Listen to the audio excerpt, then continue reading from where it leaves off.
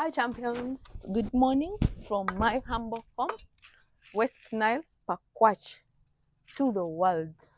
By the end of this year, you will know that in this universe, there exists a humble place called Pakwach. Good morning, my people. Come with me to the garden. We're going to be harvesting some food that you're going to be using for breakfast. Oh, you don't have bread in your village. I've seen those questions in my comment section. We really is it called underestimate or what? Bread is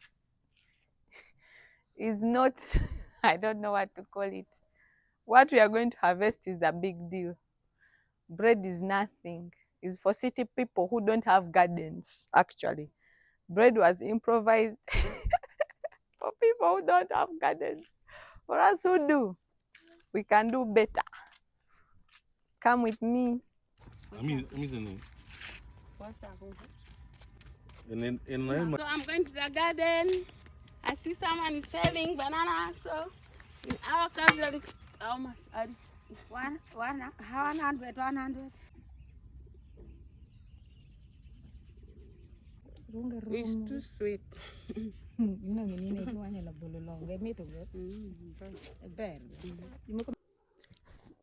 On this particular harvest, we are harvesting some to give to our neighbors, some for breakfast for today and the next day. So we always go with different people, even sometimes our neighbors come and help us, but today only two of our neighbors came along. So some people are digging out the potatoes as others are collecting them and piling them. Now when it comes to me, I love sugar canes. So every time I'm heading to the garden, I will have sugar. I'll have sugar cane to go with. So we keep alterating. When someone gets tired of digging out the sweet potatoes, they come and collect. Yep. And once they get tired of collecting, they go. And so that's how we keep alterating. And I should tell you, it's very fulfilling knowing that this food that you're going to eat has come from your own sweat. Because guys, I don't know if any of you knows the process of planting sweet potatoes. You have to keep heaping different small heaps of soil, so that's when you can get out sweet potatoes. But it's not an easy thing, if I should say. It's very tiresome. I feel tiresome is an understatement. It's very exhausting. So going through all that and then at last having a cup of tea with your very own sweet potatoes, I feel it's very, very fulfilling. Though it's not an easy work. Me, I enjoy every bit of it because the kind of blood I have, you have to be active if you're to be healthy. If you have blood group O and you're just ever idle, be sure you're going to have a lot of problems. But me, I keep my body active. So after collecting all those sweet potatoes, it's time to head back home. But still, with my sugar cane. Yes, sugarcane is key. One thing I love about sugarcane, they energize you because it's full of glucose and at the same time it hydrates. Now we're in the dry season. It gets so hot, like starting from 8:30.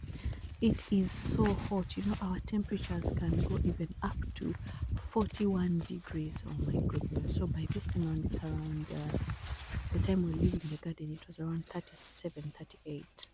Guys, that's already hot. That's why me, I already always have my sugar cane with me to quench the thirst, but also to add onto the what?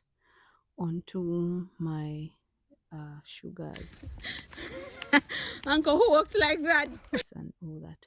So when we get tired, our uncle is there to help us. Uncle keeps mimicking us that this is how women move when they have baskets on their head. Though let me tell you, in our village, it is a taboo for men to carry anything on their head. Men are not supposed to carry any single thing on their head. That is for women. So when he's helping us, he helps us before we reach the main road.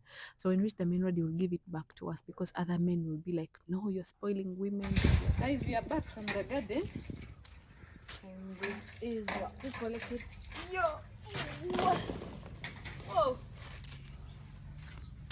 This is for breakfast. The emperor, the conqueror, the champion, the lion is here. Guys, I don't know if there are people who always come and check on the mangoes and talk to them that I'm eagerly waiting for you to grow and ripen. From the garden, okay, they have good shades, and I also sometimes when I want to think about something, I want to meditate, I come under the mangoes. But I also speak to them that, you guys, these days you are growing at a very slow rate. I can't wait. I think most of you guys have shown you on this tree when we are having, when it is ripe, when like we're having fruit, like fruit. The ones who have been here for long, you have seen. See how all of it is dripping with mangoes. Even the branches are heavy. So this season, we are going to have it nice. We're going to have it nice. So me, I don't eat these raw mangoes. The kids, school children eat them, and also expecting mothers, pregnant women like them a lot. I don't know what ingredient is in here, because most people will say, oh, the raw mangoes are acidic and all that.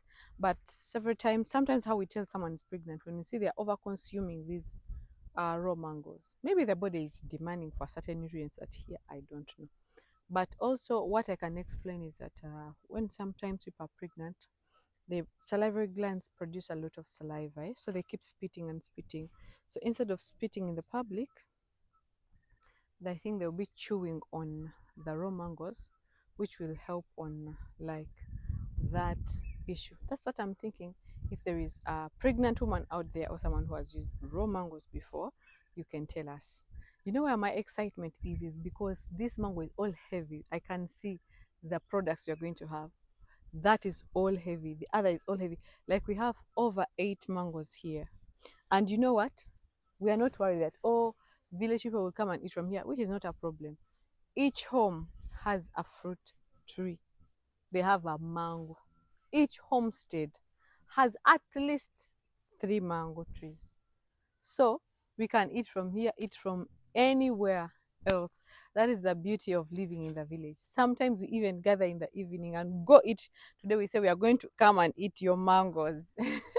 Then tomorrow we are going to come and eat your mangoes. But we mainly have the same species all over. The ones who have the ones that are quite different, we always go and feast on their mangoes too, as they come and feast on ours too. So I really enjoy that part about the village. So when we come and make for you videos like surviving on $1 a day, do you realize that we have systems in place that can support that? But some of you be like, oh, I want to relocate to Africa.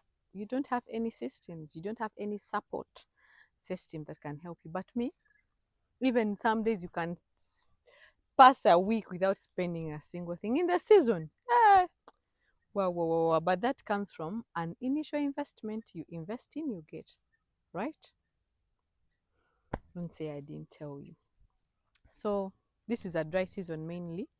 We are eagerly waiting for when God shall ripen them. We've been harvesting our potatoes, harvesting cassava and drying it. The cassava we dry in this season comes out with a very good quality, more than the one we harvest when it still rains, because it doesn't dry properly, so the food doesn't come out perfect. But the one we get in these days, the flour is mwah.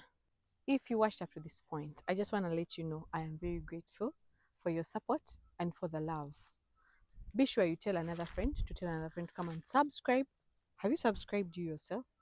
Subscribe to Atiwe for more interesting village videos. I promise you I have a lot of interesting village things, a lot of interesting things happen in our village in the dry season. Yep.